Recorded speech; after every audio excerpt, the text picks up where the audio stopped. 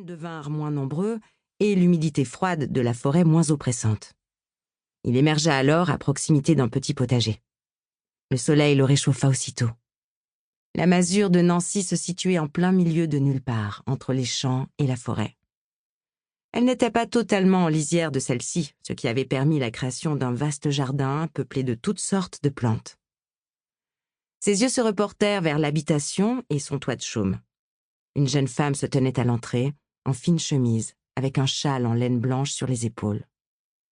Ses longs cheveux blonds étaient défaits et une expression songeuse marquait son visage.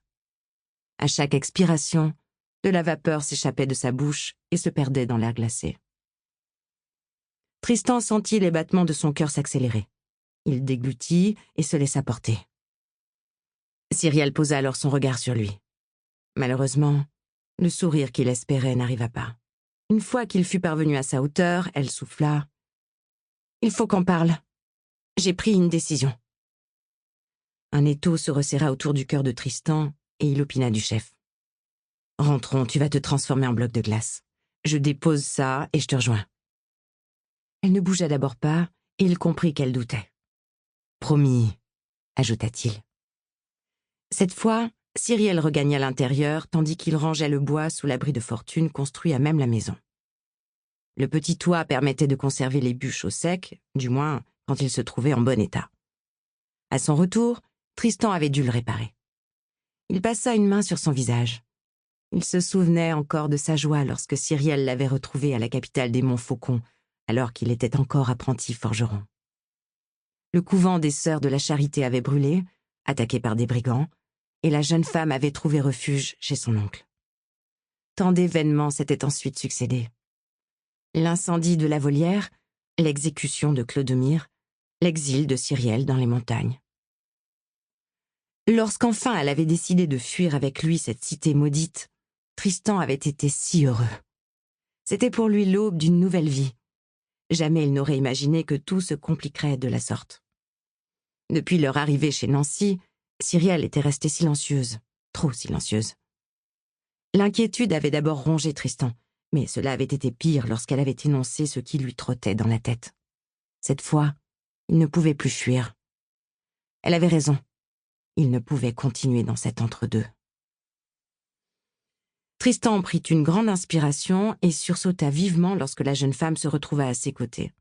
« Finalement, je préfère discuter ici.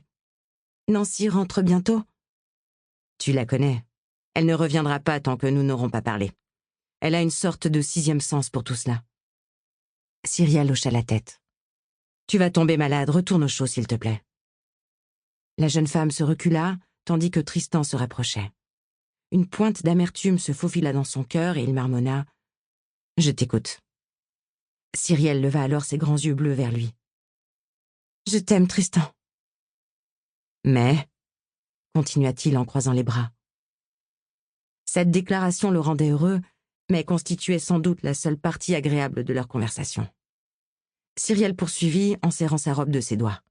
« Mais je ne peux pas me résoudre à abandonner.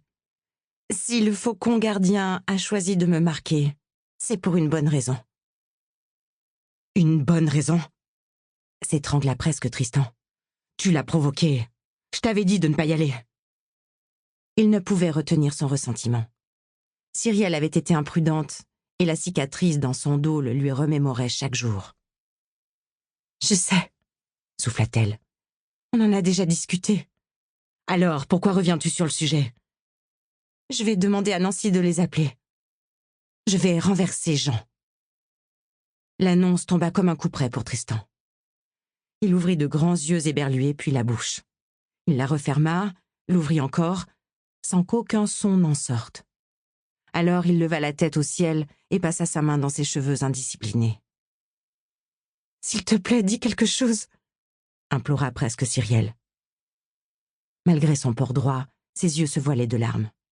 Tristan n'y tint plus et répliqua. « Tu avais déjà pris ta décision lorsqu'on a quitté le château, n'est-ce pas ? À aucun moment tu n'as partagé mon désir de vivre ensemble, en paix, loin de tout ça. Je me trompe ?» Il la contempla longuement. Les lèvres serrées, elle ne répondit pas. Le cœur de Tristan se gonfla encore plus de douleur et il n'y tint plus. Pour continuer à écouter ce livre audio gratuitement, cliquez sur le lien dans la description et vous pourrez l'écouter en entier sans frais grâce à l'essai de 30 jours d'Audible.